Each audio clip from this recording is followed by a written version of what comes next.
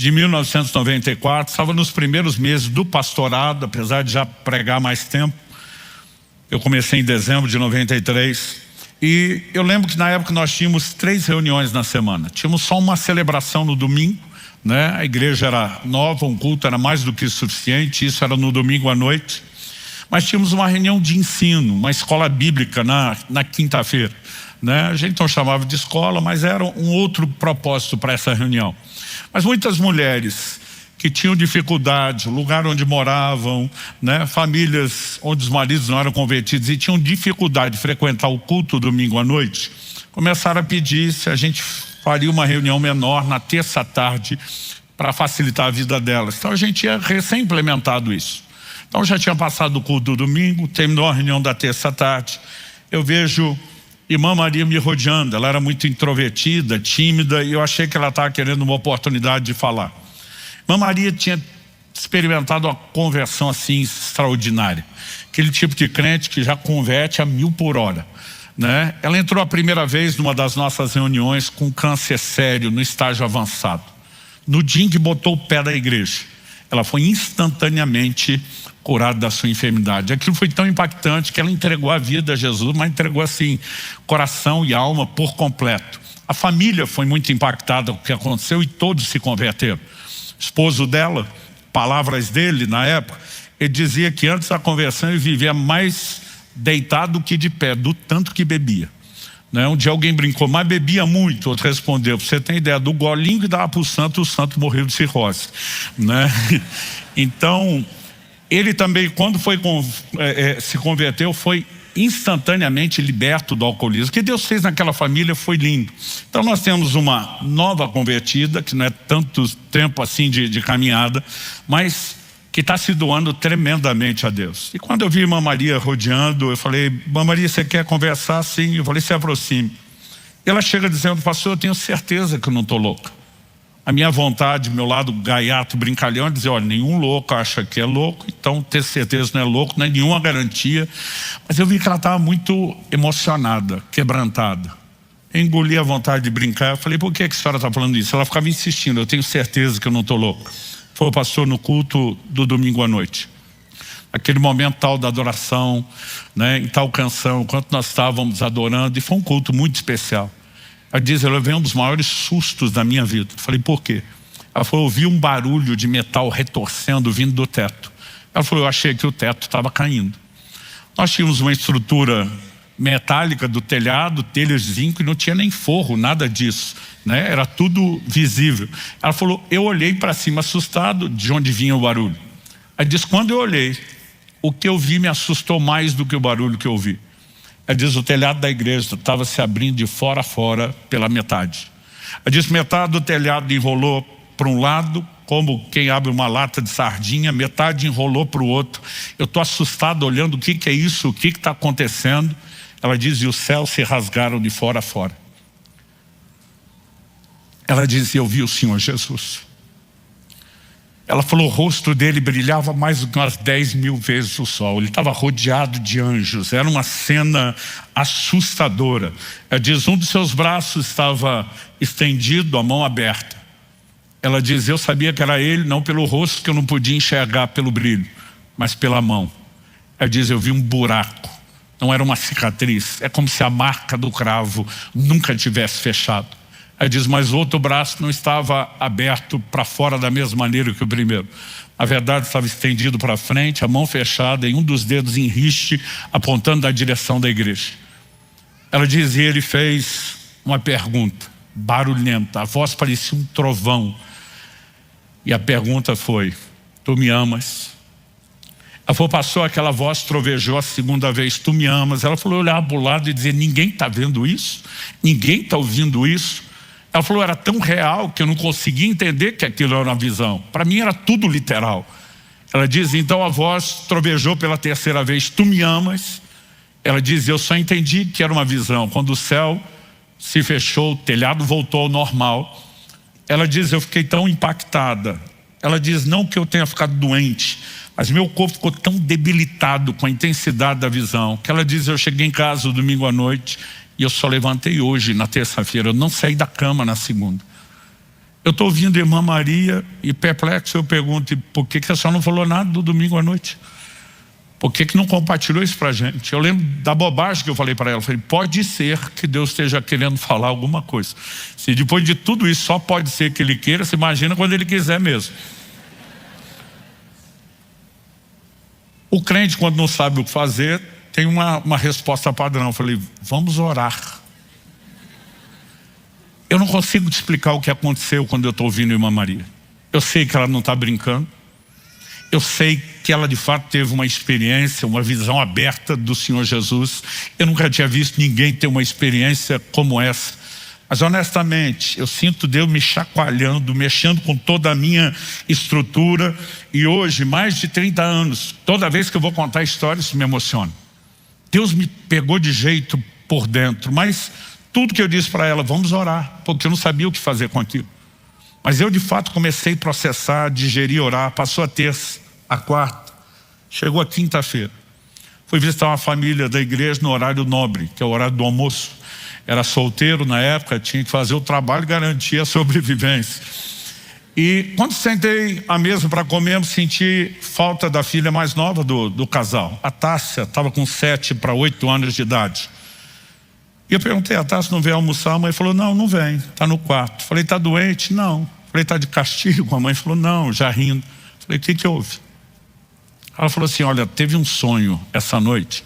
E tudo que essa menina consegue fazer desde que acordou pela manhã é chorar e orar. Ela não foi para a escola. Mas criança não ir para a escola a gente entende, gente. Mas não querer almoçar. Eu falei para a mãe, o que ela sonhou? A mãe falou, cada vez que ela fala, ela chora. Mas juntando os pedaços, foi mais ou menos assim. Nós estávamos num culto lá na comunidade. O louvor tinha terminado. O senhor subiu à plataforma para pregar. Quando o senhor subiu, o telhado da igreja abriu de fora a fora. Eu pensei, vai começar tudo de novo. Mas a visão não era a mesma. Ela diz, quando ela olha aquele telhado aberto, o Senhor Jesus vem descendo do céu e se põe em pé do seu lado na plataforma. Sorri para você de uma forma muito meiga, gentil e diz, Luciano, pode sentar, que quem vai pregar hoje sou eu. Eu brincando falei com a mãe, que ela está tão emocionada que eu não vou pregar. A mãe falou, não. O que emocionou ela foi outra coisa. Eu falei, o quê? Ela falou, os olhos do Senhor Jesus. Aquela mãe me dizia emocionada, pastor, isso não pode ser uma invenção da minha filha. Ela fica dizendo o tempo todo, mãe, nem no mundo inteiro existe tanto amor concentrado como eu vi naqueles olhos. E cada vez que ela lembra aquele olhar, ela chora. Algo me pegou por dentro ainda mais forte do que com a conversa da irmã Maria. E a minha oração é que algo parecido aconteça com você hoje. Você que está nesse auditório, você que nos acompanha pela transmissão, ou mesmo por uma gravação. Eu não me lembro do que aconteceu naquele almoço, eu não me lembro do que a gente conversou, eu já estava em outra sintonia, eu fui embora o mais rápido que pude. Eu só lembro de ter passado pela porta do apartamento onde morava, me joguei no chão da sala já chorando, falei, Deus, eu não sei o que está acontecendo. Todo mundo resolveu ver Jesus essa semana. Eu nunca vi isso antes, nunca vi isso depois. A intensidade daquelas experiências. Eu falei para Deus, o que está acontecendo? Evidente que o Senhor está tentando falar algo. Eu falei, eu não creio que o sonho da Tássia seja literal, que o Senhor vai literalmente descer, pregar fisicamente. Falei, se for, me confirma, eu vou chamar a imprensa, vou ficar em pé do seu lado para aparecer. Mas eu falei, eu não creio que seja isso. Deve ter algo simbólico, mas eu não entendo nada. E eu não quero parecer ou insinuar que a gente tem esse tipo de experiência o tempo todo, que move nesse nível de espiritualidade. Mas o que eu experimentei aquele dia, eu creio que eu posso falar como os profetas do Antigo Testamento falavam. Veio a minha palavra do Senhor. Não falo no sentido da autoridade da palavra escrita, mas cada vez que iam liberar a palavra para as pessoas, o Espírito Santo falou comigo com uma clareza que até hoje eu tenho dificuldade para entender. Eu ouvi isso do lado de dentro, eu ouvi isso do lado de fora. Ele diz, é evidente que o sonho é simbólico. Eu perguntei qual o simbolismo. O Senhor disse, eu estou tentando falar com a minha igreja desde domingo e vocês não me permitem. Então quando ele falou desde domingo, eu lembrei da visão da irmã Maria. E ele me diz, já passou o domingo, já passou a terça. E hoje, apesar de você estar com um estudo preparado, você pode ministrar isso qualquer outra quinta-feira. Hoje eu quero falar com o meu povo, é a minha palavra. Eu falei para ele, eu preciso saber o que o senhor quer falar. Porque uma coisa é deixar de lado o que está preparado, a outra é o que dizer. E nessa hora o senhor me disse, qual é o único texto da Bíblia que contém as perguntas que a irmã Maria me ouviu fazer? Eu na hora lembrei de João 21. E esse é o texto que nós vamos ler. Porque eu não vou pregar a visão da irmã Maria, eu não vou pregar o sonho da Tássia. Eu quero apenas tentar introduzir o assunto, né? Tentando de alguma maneira comunicar a importância, o impacto com que isso entrou desde o início. João capítulo 21, esse é o nosso texto. Versos 15 a 17, depois de lermos até o 17, vou pedir se você puder deixar aberto ou marcado, que daqui a pouco nós vamos voltar no verso 18 e 19. 15 a 17, depois de terem comido, Jesus perguntou a Simão Pedro, Simão, filho de João, você me ama mais do que esses outros me amam? Ele respondeu, sim, o Senhor sabe que eu amo. Jesus lhe disse, apacente os meus cordeiros. Jesus perguntou pela segunda vez, Simão, filho de João, você me ama? Ele respondeu, sim, o Senhor sabe que eu amo. Jesus lhe disse, pastoreie as minhas ovelhas. Pela terceira vez, Jesus lhe perguntou, Simão, filho de João, você me ama?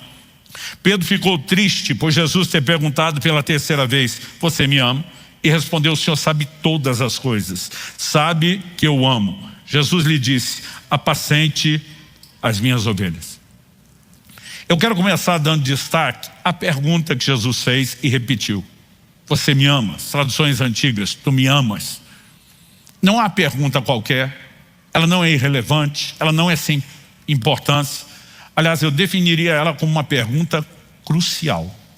E esse é o tema que eu quero colocar na mensagem de hoje, uma pergunta crucial.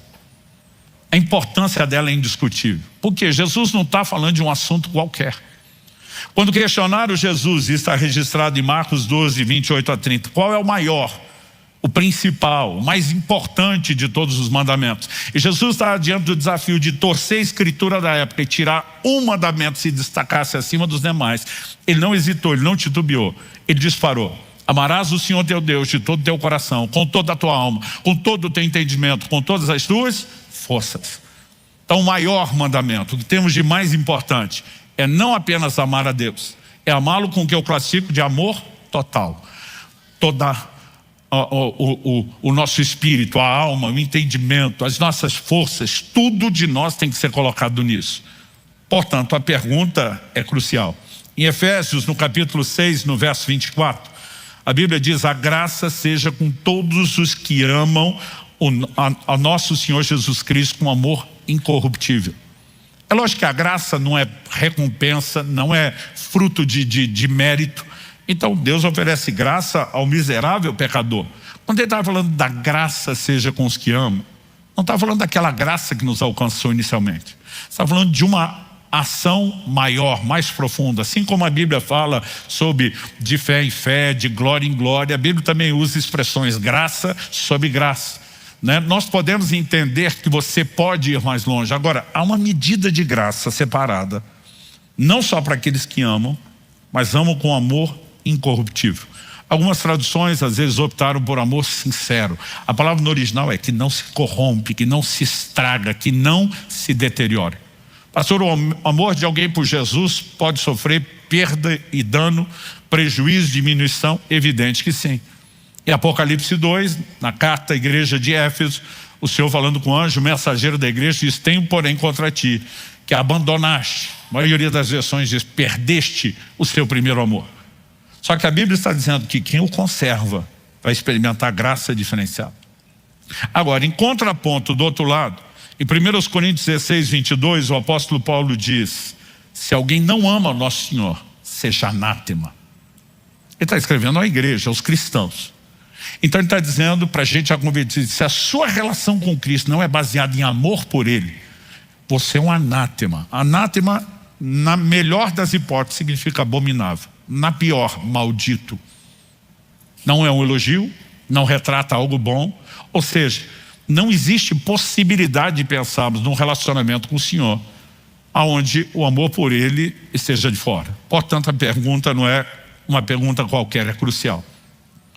Mas o próximo questionamento é, qual o propósito da pergunta? Quando Jesus pergunta, Pedro, tu me ama, é só para ouvir sim ou não? E todo o contexto do texto nos mostra que não é isso que Jesus quer. Esse é o primeiro ponto que eu quero destacar aqui. Jesus, na verdade, quer levar Pedro ao que eu chamo de uma autoavaliação sincera. Qual o nível do amor dele para com Jesus, quanto ele ama. Porque, na verdade, eu e você precisamos perceber que Jesus não começou uma conversa. Jesus retomou uma conversa que foi interrompida antes. Quando? Na última ceia. Na última ceia, Jesus disse para os seus discípulos, um de vocês vai me trair. A maioria deles começa a perguntar um após o outro, porventura sou eu, porventura sou eu, sou eu. Por que cada um está perguntando sou eu? Cada um se vê, potencialmente falando, como um provável candidato a falhar e tropeçar. Ninguém está naquele nível de dizer eu me garanto. Agora, Pedro não fez essa pergunta, porventura sou eu. Pedro faz uma outra pergunta e não é para Jesus. A pergunta de Pedro é dirigida a João, que a Bíblia diz que estava com a cabeça reclinada no peito de Jesus. Pedro olha para o João e diz, pergunta quem é. Esse pergunta quem é para mim, além da curiosidade, serve no quê? Eu boto a mão no fogo por mim e por ti, João, por nenhum dos outros 10. Mas Pedro dava, em outras palavras, ao não perguntar porventura sou eu, dizendo eu me garanto. Como sabemos disso? João 13:37 diz que Pedro disse para Jesus, por ti eu daria minha vida. Traduzindo, eu morreria por você. Então não tem chance de eu te trair. Se eu morreria por você, como é que eu vou chegar a esse ponto? Quando Pedro diz eu morreria por você, Nosso Senhor dá aquela encarada que eu brincando gosto de chamar de messiânica. E diz, Pedro, você morreria por mim? Claro, Senhor. Jesus diz, ainda essa noite, tipo, não vai nem demorar. Antes que o galo cante, você vai me negar 3 vezes. O Pedro está lá de modo nenhum, Senhor. Mas você conhece a história e sabe o que aconteceu. Agora Jesus ressuscitou. As 3 vezes que Pedro negou foi antes da sua morte, da crucificação. Jesus aparece e diz para Pedro, vamos retomar o assunto. Você me ama? Ah, pastor, não tem relação, vou te provar que tem. Primeiro, cada pergunta é muito parecida às 3. Em essência, diria que é a mesma pergunta, nos detalhes não. A primeira pergunta é um detalhe que nenhuma das outras tem. Jesus pergunta a Pedro, você me ama mais do que esses outros? Qual o propósito de perguntar se Pedro ama mais?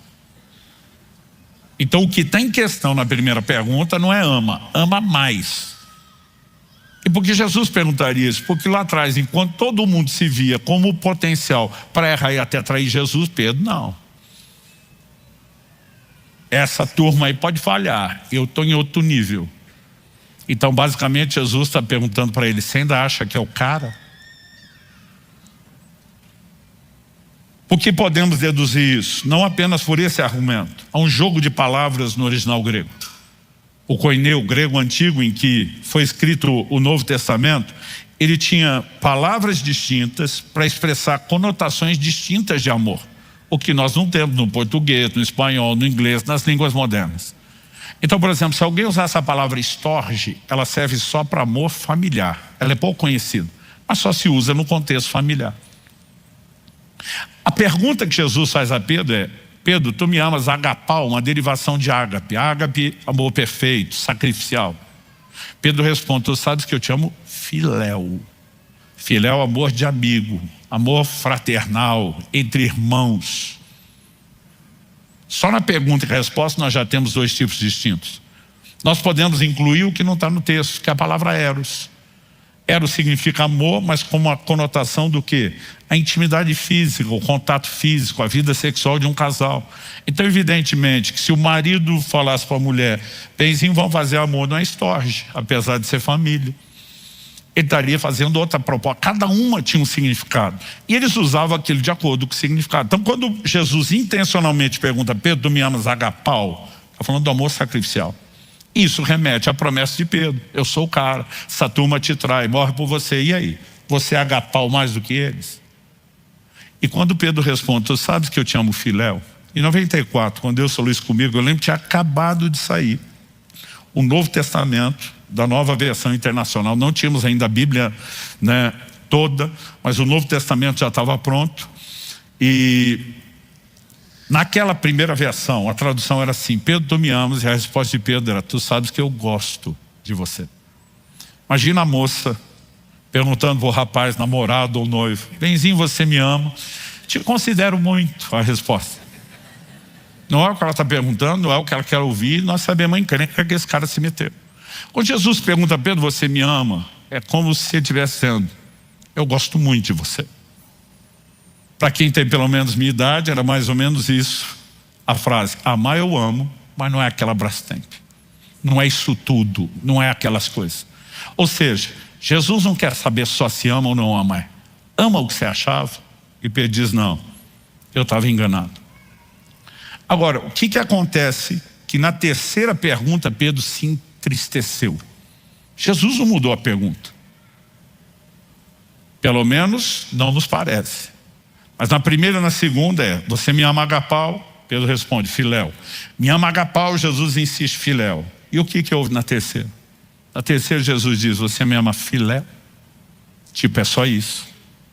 E a Bíblia diz que Pedro não só entristece, mas qual a resposta?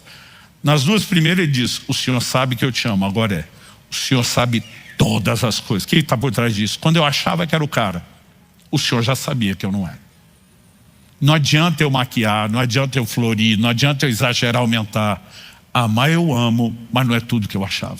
Ou seja, Jesus está submetendo Pedro a uma autoavaliação.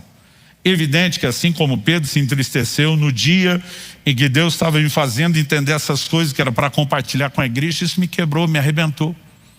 Porque Deus virou minha vida ao avesso. É difícil explicar o que acontece quando você recebe luz, uma visitação de Deus. Mas eu enxerguei algo muito parecido na minha vida. Gente, não acho que quando Pedro falou: eu morreria por ti, ele está mentindo. Quem é doido de mentir para Deus? Mas ele estava mentindo para si mesmo, ele estava equivocado, se enganando. É por isso que a Escritura diz repetidas vezes sobre enganarmos-nos a nós mesmos. A gente não vai enganar Deus, mas às vezes a gente está se enganando. E eu lembrei de quando eu era adolescente, lá pelos meus 15, 16 anos de idade, recém cheio do Espírito Santo, aquele fervor, buscando a Deus todo o coração. O pastor terminou de pregar, nem fez apelo, eu fui à frente oferecido. Dobrei meu joelho no altar, falei para Deus: estou consagrando minha vida para ser um mártir da causa do Evangelho. Me ofereço para morrer pela sua causa, Jesus. Ninguém vai falar isso para Deus tentando enganá-lo. Eu acreditava que eu amava a ponto de morrer. E nesse dia Deus começou a me mostrar toda a fragilidade do meu amor que eu não enxergava. Aquilo me arrebentou. Eu chorei que nem criança. É aquele momento que cada um de nós já passou, que você tem vontade de dizer para Deus: eu nem sou crente, eu sou uma fraude. Eu estava acabado. E eu pensei, no primeiro tópico da mensagem já me nocauteou, o que é que vem depois? A segunda coisa que ele fez entender teve o efeito inverso, me levantou. Mais do que aquilo que eu estava antes de ter sido derrubado. Porque na verdade Jesus não quer que Pedro descubra que não ama o que achava para desfazer de Pedro, ou para que ele desanimasse ou desistisse. Mas ele quer mostrar: se você ainda não está onde deveria estar, mira o lugar que você tem que alcançar e saiba que você pode chegar lá. Se o primeiro tópico da mensagem é a necessidade da autoavaliação sincera, o segundo é um princípio espiritual: o amor, mesmo por Jesus, por Deus, pode crescer. Como presumimos que Jesus está trazendo esse assunto para a conversa? Quando Jesus pergunta: você me ama mais do que os outros? Isso está baseado no quê? Na declaração de Pedro: eu vou morrer pelo Senhor. Não morreu. Aliás, quando Jesus foi preso, nós podemos até dar um desconto para Pedro e dizer: ele tentou, puxa a espada, corta um pedaço da orelha de Malco, servo do sumo sacerdote. Jesus repreende Pedro, manda ele guardar a espada, ainda cura a orelha do cara. A hora que Pedro percebe que Jesus não quer ser defendido, basicamente ele está pedindo para ser preso, com a possibilidade gigantesca de uma consequente execução, o Pedro raciocina rapidinho: se o senhor mesmo quer ser preso e até morto, Deus te abençoe. A Bíblia diz: cumpriu-se a Escritura, ferirei o pastor e o rebanho se dispersará. Não sobrou um. Agora, eles não fugiram do medo da possibilidade de ser presos. Nós sabemos que tentaram prender todos, porque o Evangelho de Marcos fala de um jovem que estava enrolado num lençol. Os comentaristas ficam especulando, se o chamando de jovem, não discípulo, se não foi o próprio Marcos que vivenciou isso. Nós não sabemos. Mas Marcos é o único que fala. E quando os guardas tentaram prendê-lo, ele larga o lençol da mão dos guardas e foge nu. Então todos teriam sido presos se não tivessem fugido. Pedro e João vão seguindo Jesus de longe. O que é isso de longe? Distância e segurança. Tentar pegar nós, corremos de novo. Se não, a gente vai acompanhando de longe para ver no que dá. Mas, ou seja, o cara que prometeu morrer, fugiu de morrer. Mas não só isso. Quando Pedro e João chegam no Sinédrio, onde Jesus seria inicialmente julgado, a Bíblia diz que a moça, a serva que estava na porta, reconheceu João. Porque a Bíblia diz que ele era conhecido do sumo sacerdote. Tradição diz que ele fornecia peixe lá. Não sabemos, né, se isso é preciso, não é informação bíblica. É a tradição cristã que diz. Mas a Bíblia diz que reconheceu. Aí ela olha para o Pedro e diz, você também é discípulo? A pergunta também é, eu sei que você quer. Pedro diz, eu não. Ele vai negar a primeira, ele vai negar a segunda, ele vai negar a terceira. E quando o galo canta, a Bíblia diz que Pedro caiu em si. Caindo em si, chorou amargamente.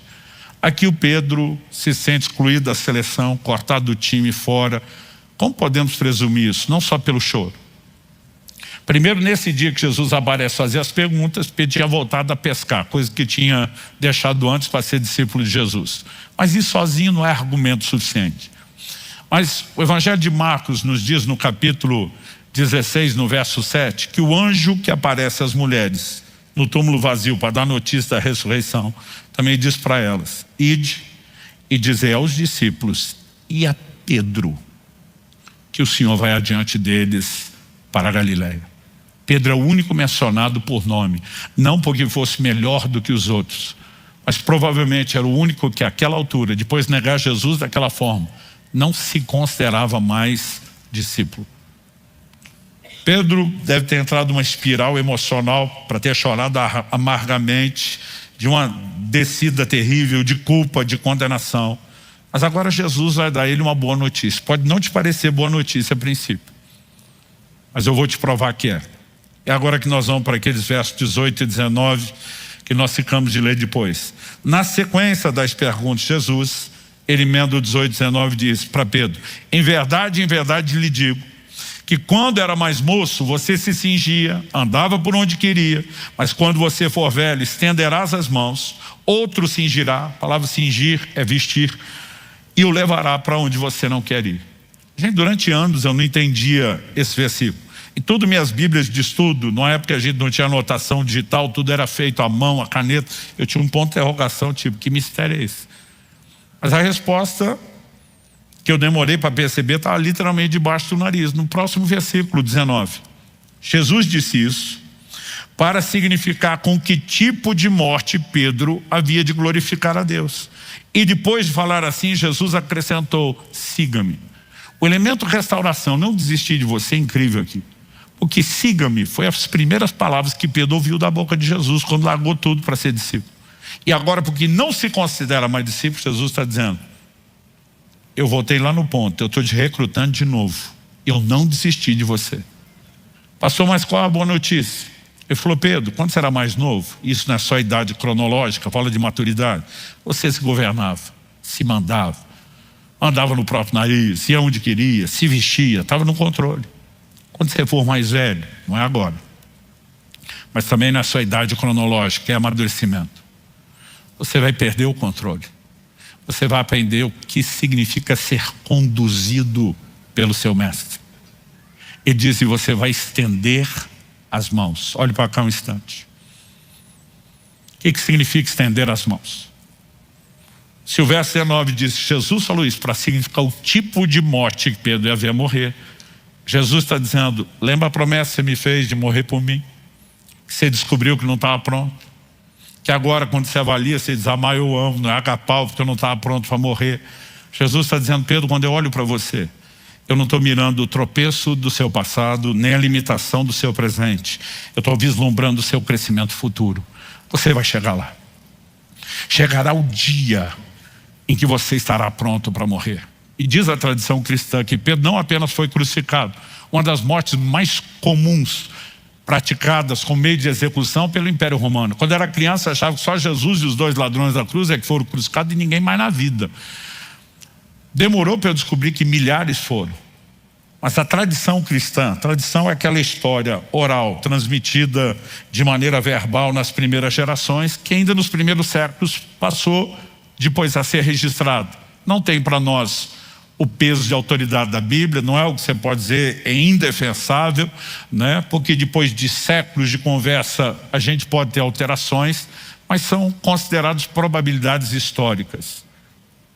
Pedro não apenas teria sido morto, crucificado, foi executado pelo Império Romano, mas quando chegou o momento de morrer, Pedro teria dito: eu não sou digno de morrer com o meu Senhor. E pediu que o crucificassem de cabeça para baixo. Aquele cara que um dia fugiu e falou: morro não. Terminaria sua vida como? Eu aceito com honra, mas não sou digno nem de morrer como ele. Piora meu sofrimento, mas me crucifique de cabeça para baixo. Jesus vislumbrou isso muito tempo antes. Ah, pastor, mas está falando que vai morrer, é notícia boa? Não a morte em si, o que está por trás. Pedro, você achava que amava a ponto de morrer, descobriu que não. Eu olho para você e vejo que você vai chegar lá. É assim que Deus olha para mim e para você. Ele não está vislumbrando ou focando o tropeço do passado, nem a limitação do presente. Ele está de olho no nosso crescimento futuro. E Deus acredita em você mais do que sua mãe. Porque mãe é mãe, fala sério. Tem para ninguém. Agora, as mães às vezes ignoram a realidade de alguns defeitos dos filhos. E Deus não. Ele passa por cima porque ele vê o aperfeiçoamento. Isso é muito diferente. Me faz lembrar de uma história que me contaram, nem sei se é verídica, mas não duvido nem um pouco da possibilidade, da mãe que foi assistir o filho desfilando na parada militar. Diz que o menino marchou no compasso errado da tropa. Quando todo mundo erguia a perna esquerda, ele à direita. Quando erguiam a direita, ele à esquerda. E dizem que a televisão filmou ele do começo ao fim. Foi o mico da parada. Não sei como acharam a mãe. E foram perguntar para ela: como a senhora se sentiu vendo seu filho marchar no compasso errado da tropa o tempo todo? A mãe respondeu: meu filho não fez nada de errado, quem estava errado era o resto da tropa. A mãe tenta não ver o erro, tenta imaginar probabilidades melhores com boa intenção evidente. Deus não é desonesto. Jesus está olhando para Pedro e diz: eu vou olhar para o seu crescimento. Isso me faz lembrar da profecia de Isaías: não esmagará a cana quebrada e nem apagará o pavio que fumega. Eu nunca entendi essa expressão, esmagará a cana quebrada. Nasci e cresci nas grandes cidades do estado de São Paulo, à volta da capital. A selva de pedra, o asfalto.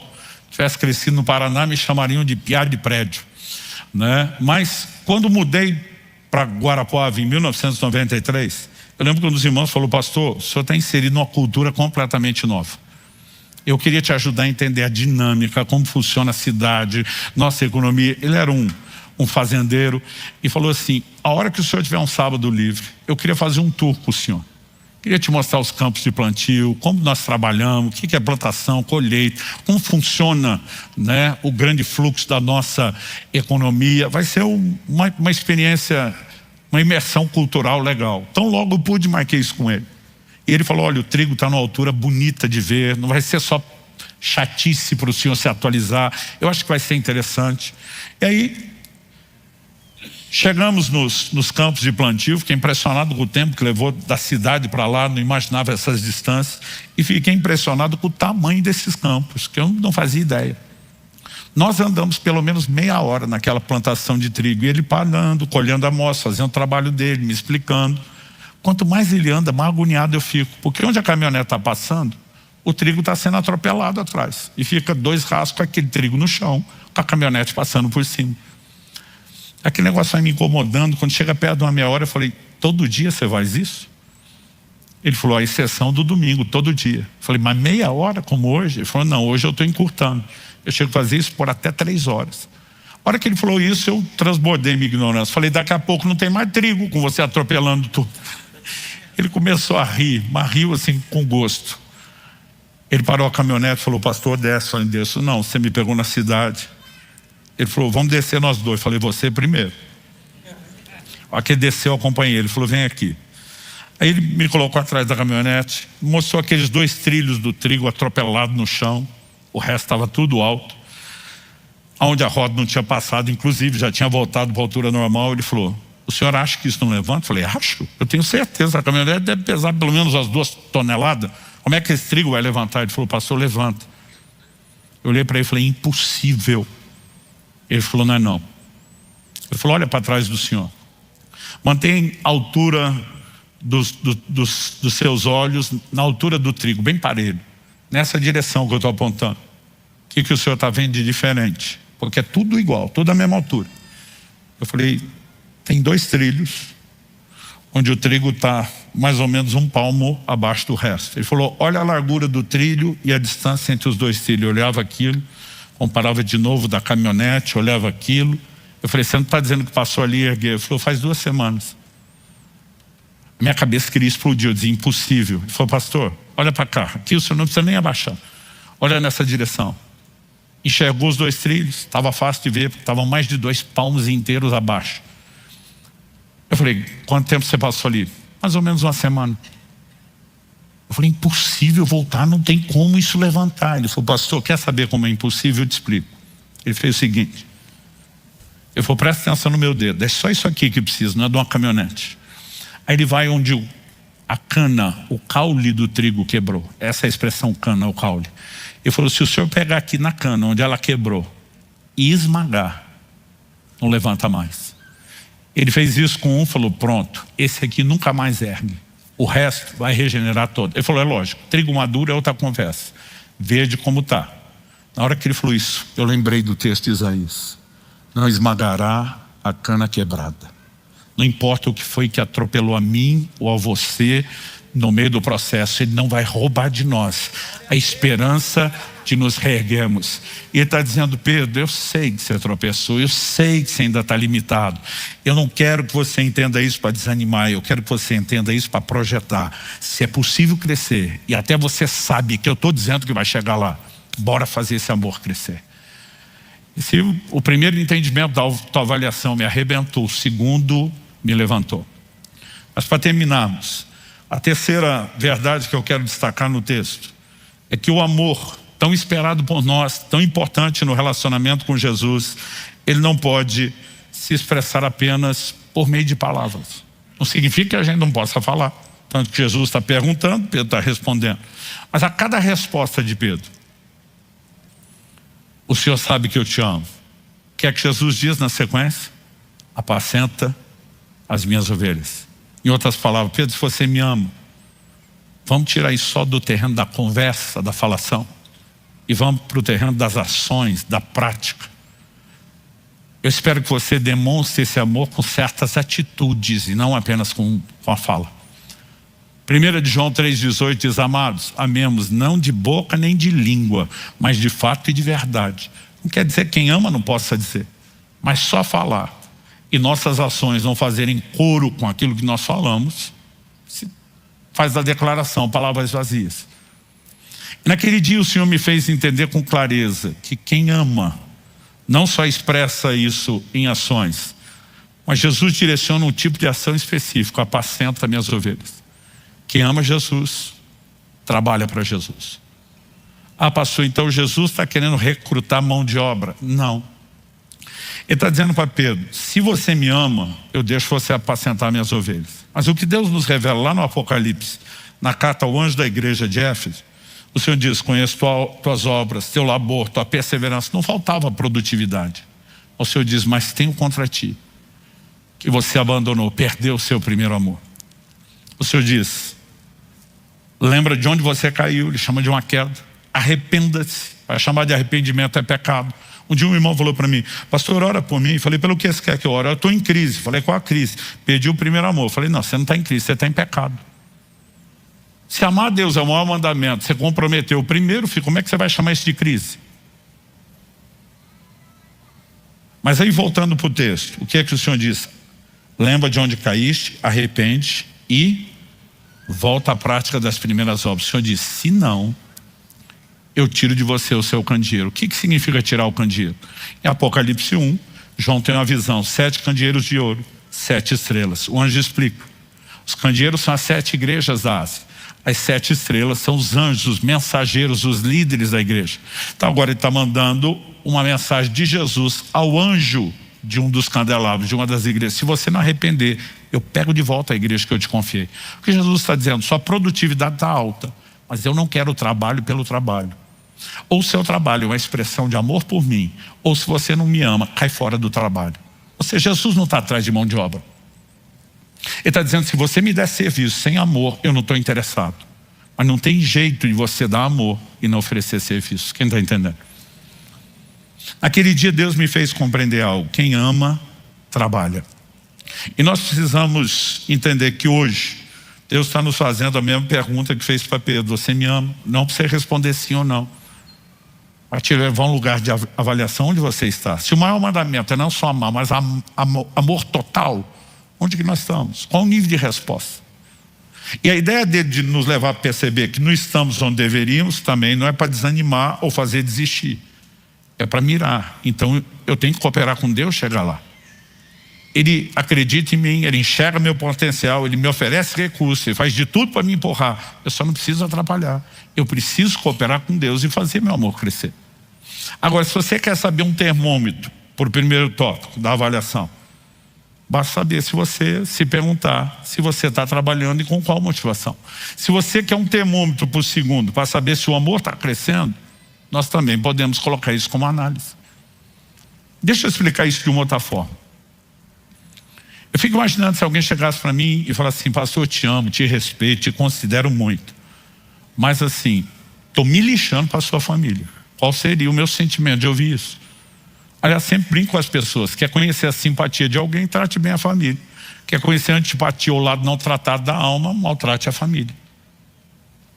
Da mesma forma, Jesus está dizendo, se você me ama, Pedro, eu preciso ser meus filhos. Se você me ama, ama aqueles que eu amo. Se você se importa comigo, importe-se com aqueles com os quais eu também me importo. Ele está dizendo, direcione o seu amor com esse tipo de ações. Quem está entendendo?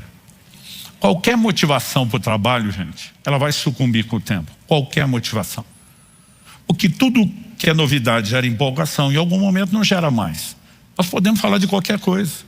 Relacionamento. A empolgação do casal do namorado, depois noivo, recém-casado, é diferente daquele que tem 10, 15, 20, 30 anos de rotina. E não precisa ser relacionamento, qualquer coisa. O pessoal que tem abraçado os jejuns prolongados aí, o parcial, gente faz Daniel e sai traumatizado com legumes. Um amigo faz um dos melhores misushiros, caldo salgado que eu já tomei na vida. Ele fez 21 dias tomando misushiro. Faz 2 anos que ele não pode ver misushiro na frente. Ah, pastor, eu amo picanha. Passa 1 ano comendo picanha. Olha, você nem aguenta comer picanha 1 ano.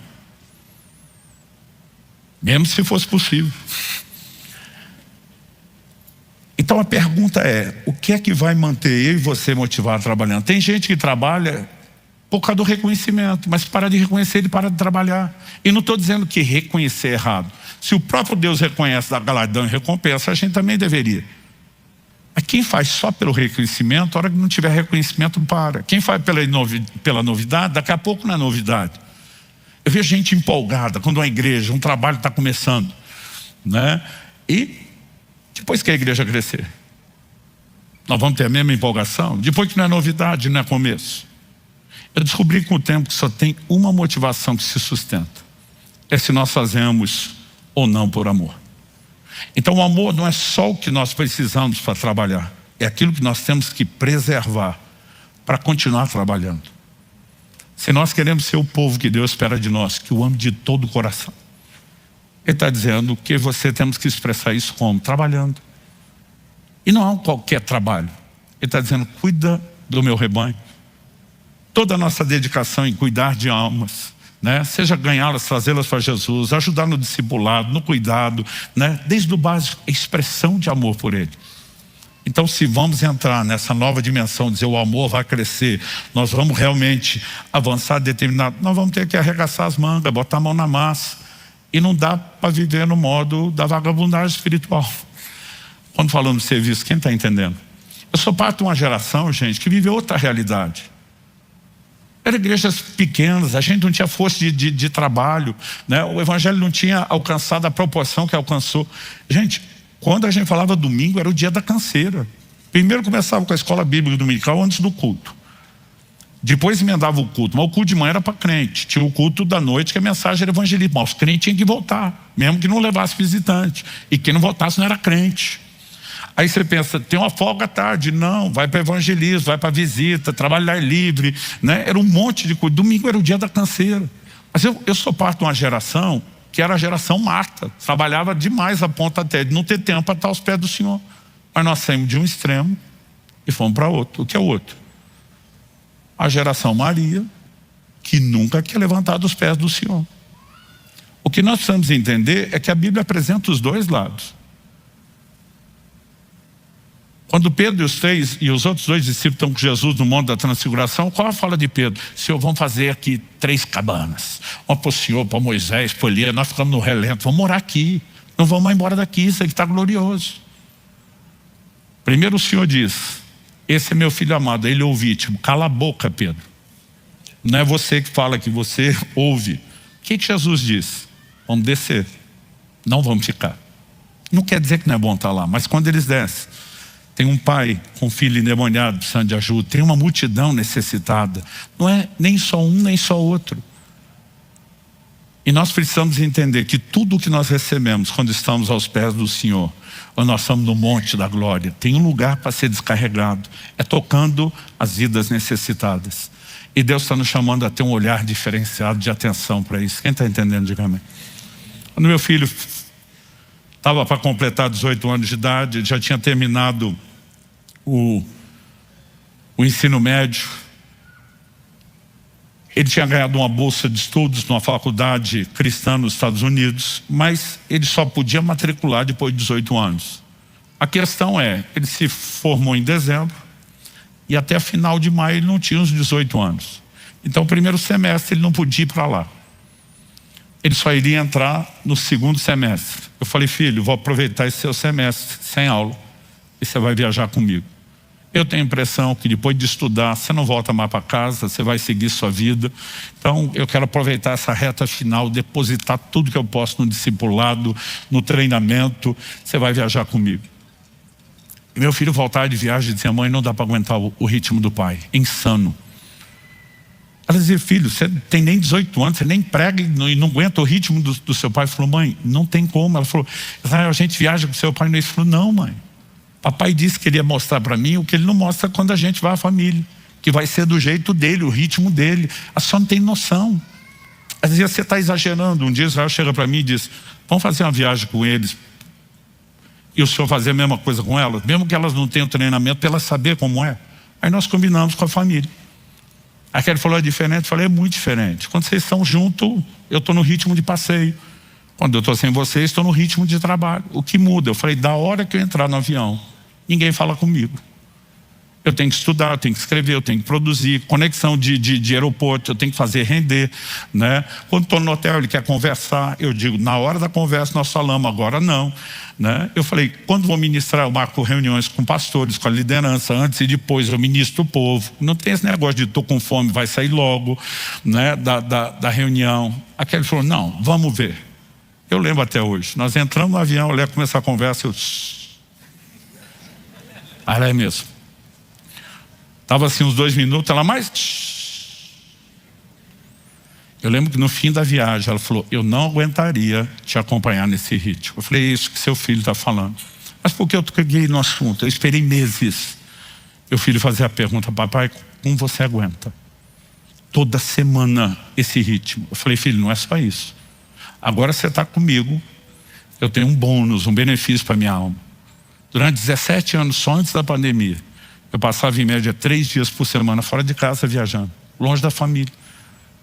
Tem gente que a coisa é tão bagunçada em casa que ele quer o ministério itinerante sem ser chamado. Não era o meu caso. Eu falei, filho, cada vez que eu entrava no carro, ou para viajar de carro, ou para ir para o aeroporto, eu literalmente deixava vocês chorando. Semana após semana. Eu falei, eu posso deixar esse quadro bem mais dramático. E ele insistiu, como você aguenta? Eu falei, eu esperei muito tempo você fazer essa pergunta. Eu falei, só existe um combustível que sobrevive. É na hora que a gente quer desanimar, a gente lembra para quem eu estou fazendo, por que eu estou fazendo. Qualquer outro combustível vai terminar antes. Eu comecei o ministério, gente, eu já tive empolgações que eu nem percebia que estava dentro de mim, motivações que eu nem percebia que estava dentro de mim. Eu tive uma formação de vida muito simples, que é o jeito mais bonito da gente substituir a palavra pobre. Ausência de recursos. Então assim, gente, eu lembro da gente tomando banho na pré-adolescência, 2 minutos, 3 minutos de banho, papai batendo na porta, vamos agilizar. Tinha ocasiões que a gente dizia assim, mas a luz está desligada, para economizar, porque o negócio estava feio. Eu dizia, mas está gastando a água. A gente, 3 minutos. E outra, não era aquele mundaréu de água. Eu tenho uma raiva que a turma chamava aquilo de ducha, caía 3 pinguinhos, né? Era uma falta de abundância ali. Primeira vez que eu fiquei num hotel, milagrosamente, não tinha a menor condição nessa época, mas isso é outra história que não quero desviar, foi na Barra da Tijuca, no Rio de Janeiro. A barra nem era essa barra toda de hoje, mas já era uma barrinha de respeito. Gente, a hora que eu entrei e olhei o chuveiro no banheiro, eu fiquei deslumbrado. Eu falei, isso não é um chuveiro, é uma aeronave espacial. Aquele negócio enorme, aquela ducha. Gente, eu lavei, não foi meu corpo, foi minha alma. 1 hora debaixo do chuveiro. Outro dia alguém falou, não pensou, eu estava desperdiçando água. Eu falei, economizei a vida inteira, eu tinha crédito. Depois de 1 hora, eu cansei de ficar em pé, eu peguei uma banqueta plástica, botei mais 1 hora sentado. 2 horas de banho. E a cama? Eu sou de uma época, eu peguei colchão de mola. A nova geração não sabe o que é isso. O meu tinha uma mola solta na cama, que você virava à noite, ela te desvirava. Era um negócio horrível. Quando eu deitei aquele colchão, eu disse, isso não é um colchão, isso é uma mãe te pegando no colo. Primeira noite no hotel, já me corrompi, não fui na reunião cedo para dormir mais. E a hora que eu fui para o café da manhã, gente, o que eu falei, tá ali era um milagre. A gente fez essa viagem para participar de um evento no Rio. Primeira noite, dorme no ônibus. A última, terceira, volta dormindo no ônibus. E a do meio que não tem dinheiro, vamos dormir na rodoviária, até chegar lá e ver como era e descobrir como seria. Não tinha dinheiro para comer. Mas aí, o café da manhã estava incluso no presente que nos deram. E aí quando eu olho, parecia um café colonial. Nunca tinha visto tanta comida e nem tanta comida boa. Gente, meu café da manhã foi café da manhã, almoço, janta. Eu comia até o umbigo virar para fora. Essas coisas deslumbravam. Eu era garoto e os profetas vinham e diziam, vai chegar o dia que você vai ficar cruzando os céus dessa nação de avião de um lado para o outro. Eu ria tipo Sara, nunca julguei Sara, porque era difícil de acreditar. Nunca tinha andado de balão, imaginava se eu vou subir no céu no balão inflado, né? E passagem era muito cara naquela época, gente. Hoje, não quer dizer que está barato, mas é uma realidade proporcionalmente mais acessível. E aquele negócio me parecia um absurdo. A primeira vez que eu voei de avião, a gente é besta demais, eu me senti mais importante. Aliás, quem voa a primeira denuncia, eu tirar a foto até do bagageiro. Eu ficava contemplando o aeroporto, dizer, bem mais limpinho que a rodoviária. Eu no banheiro para gastar taxa de embarque. Eu dizia, caro, vou no banheiro com ou sem vontade. No mínimo gastar água e sabonete. A mentalidade da escassez. Aí alguém perguntou, e aí, pastor? Eu falei, e aí que depois de um tempo você não aguenta mais aeroporto.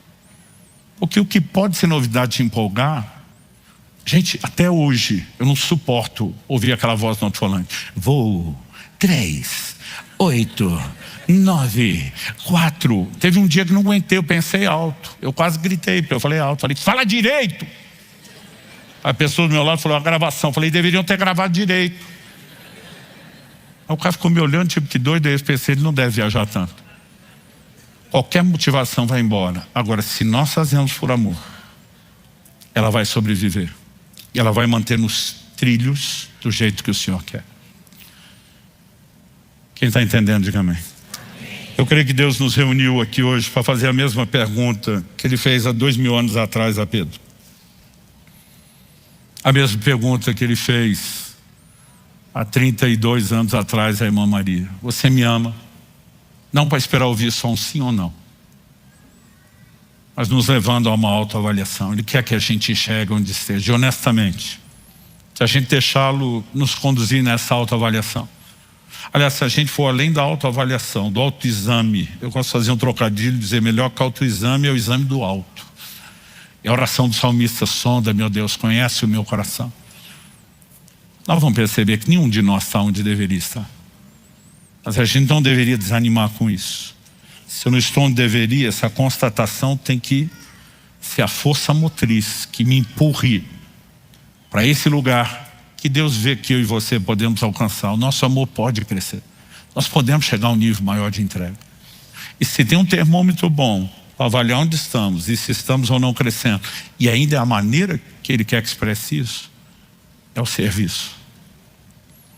Nós ainda estamos no começo do ano, tem muita gente fazendo planos. Na sua agenda, amar o Senhor e expressar isso por meio de serviço, você vai ter que encontrar um lugar de importância. Feche seus olhos por um instante. Senhor Jesus, se o Senhor não vivificar a Tua palavra por meio do Teu Espírito, terá sido só um discurso, só uma palestra. E nós precisamos mais do que isso.